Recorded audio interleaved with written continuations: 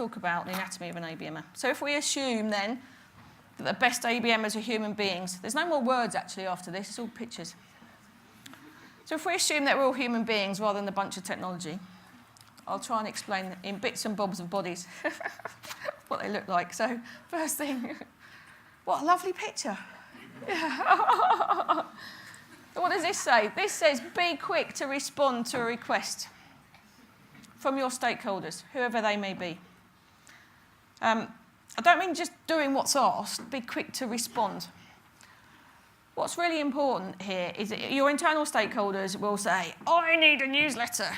And your job is to say, hang on a minute, let's think about what we're trying to communicate to who. And is a newsletter the right thing to do? Personally, I hate newsletters. The first one's good, the second one's okay, the third one's crap, and the fourth one doesn't happen. So, just don't do it. Just don't go there. I've got a bit of a thing about microsites as well, but okay, catch me off to coffee on that one. If you build the right plan in the first place, you can be responsive because you've already thought about what the asks are going to be. And actually, if you are out of those starting blocks first, you're telling the account team what they need to do. They're not asking you for a newsletter. Okay, put your feet in the shoes of the customer. So why is this important? Insight is so important. As I mentioned before, you've got to walk in their shoes to really understand what's going on in their world. So really take the time to do that. And think about what's happening, the trends in the industry, what's going on with them, what are their customers demanding, all that stuff. You cannot underestimate how important that is. And you've got to do it really proactively. So can't emphasise that enough. I'm just checking my watch because I did promise Joel I'll make some time up. And then, of course, if you're doing that, it can be really relevant to your customer. Next, that's legs. Okay, there's a lot of power in your legs. An ABMer can be really powerful.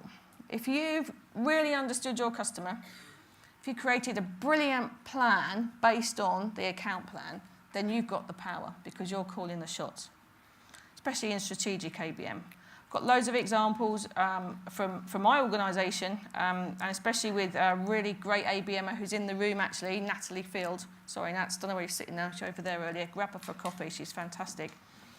She's driven the account strategy for one of her accounts rather than responding. So that's a huge amount of power. And as ABMers, as experts in marketing, Michael mentioned be the expert, then it's such a powerful place to be in. Next one, I'm rushing a little bit. You can't get away from it. ABM is hard work. You need elbow grease. That's where the elbows come in. But it's hugely rewarding. Someone once described being an ABMer as being the CMO, which is kind of right, really, because you're controlling everything for that market of one customer, which is lovely. But to be able to do that, you've got to work as this peer person with the account team. You've got to manage your stakeholder.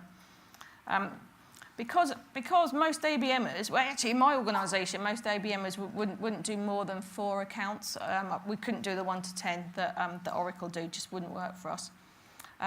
So a lot of the ABMers actually are only doing 2, which is fantastic. If they did more than that, I think we'd be looking at burnout, and no one wants to do that, do they? But if they do, that means there's other jobs for other people. Okay. So hands-on. This really is a hands-on game, really. You are setting the strategy, but also, a lot of the time, you're physically doing stuff yourself. We talked about insight already. Do the insight yourself. Reading somebody else's research report is okay, but you don't really get under the skin of your customer if you do that. So make sure you do that. But some things, obviously, you can use an agency for. So if you really want to understand, for example, the way that you're an individual in your account, so whoever you're targeting, CFO, for example, how do they like to receive information? It won't be a newsletter, but it might be diagrams, or there might be a numbers person, CFO, for instance. So just understanding how they consume information can be hugely powerful because that can influence how you execute and what assets you create.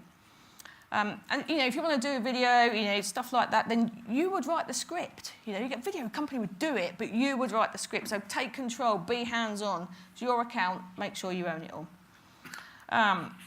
I talked about Nats earlier. I'm going to embarrass her a little bit now. I don't have any pictures, Nats. You're right. But she was so hands-on. One of the accounts that she's working on, We rolled out some stuff in lorries. So she spent a day in the cab of lorries going on the deliveries to see how the lorry drivers were responding to what we'd rolled out. So really, really hands-on. She's there in a high-vis jacket. I don't think she wore a hard hat, but it wouldn't have been out of place. And I've got a really good hands-on thing to share with you in a bit. Brain power, serious amounts of brain power. My boss calls this having high MIPS, millions of instructions per second. Yeah. And you kind of need that because you need to be clear on the objective. You need all the insight stuff and then be clear on the objectives. What are you going to do? Not just taking the account objectives and translating that, straight slide to your ABM objectives. You've got to really turn what an account wants to do into marketing objectives. So what's the marketing support going to be for those account objectives? And then, of course, doing all of that in the language of the customer. We haven't talked much about that, actually. We probably don't have time now. Sorry about that. Catch me again. Eye for detail. Absolute eye for detail. I think most of us in the room have probably got it, and that's part of what makes us good marketeers. If you're an ABMer, you've got to be really on this, especially if you're doing multiple accounts, because it can be really easy to just let some sloppy sector message go to an account when you want to have made it relevant to them. Use their language. And make sure it's gone at the right time as well. Timing can be quite important, actually, when you're trying to influence the people that you need to influence. Pay attention as well that your stakeholders internally, your salespeople, are doing what it is they've said they would do. So don't underestimate that. And the other thing, Michael mentioned this, is keeping an eye out for when your customer is ready to be an advocate. Having strong advocates is something that's hugely, hugely powerful. Okay, ears to the ground, internally and externally. Makes sense, right? Yeah, cool. I'm whizzing through now. What's this one? Enthusiasm! Doesn't pick me. So what makes a great ABMer? I think the difference between a good ABMer and a great ABMer is somebody who really wants to do it, because for all those reasons I've just talked about, it's hugely, hugely hard work. So when you're thinking about who you pick, think about enthusiasm as part of their makeup. And if you're thinking about getting into ABM yourself, thinking about the skills you need, don't discount, but be enthusiastic about it. Ironically, I couldn't find a picture for creativity. Now I'm out of time. Thank you very much, everybody. Happy to take questions later on.